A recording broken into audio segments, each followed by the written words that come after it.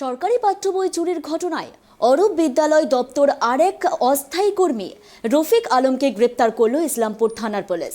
ধৃত রফিককে শুক্রবার ইসলামপুর মহকুমা আদালতে পেশ করা হলে বিচারক 7 দিনের পুলিশি হেফাজতের নির্দেশ দিয়েছেন।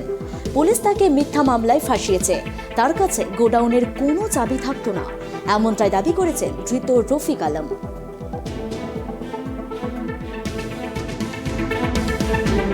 জানি না আমাকে আমি অ্যাকাউন্ট ডিপার্টমেন্টে আছি, আমি অ্যাকাউন্ট করি। এসআই জড়িত আছে একবার আমি অ্যাকাউন্ট ডিপার্টমেন্টে আছি। আপনার কাছে চাবি থাকতো, আপনার কাছে চাবি থাকতো। আমার কাছে থাকতো না, অফিসে থাকতো। হ্যাঁ? আমার কাছে আপনি থাকতো না, নির্দোষ? আমার কাছে আমি নির্দোষ, একদম নির্দোষ, আমি কিছু করি নাই। দোষীকে ডিম আপনার নাম বলছে, আমি আপনার কাছে চাবি থাকতো। আমি নির্দোষ, আমি কিছু করি নাই, অফিসে চাবি থাকতো।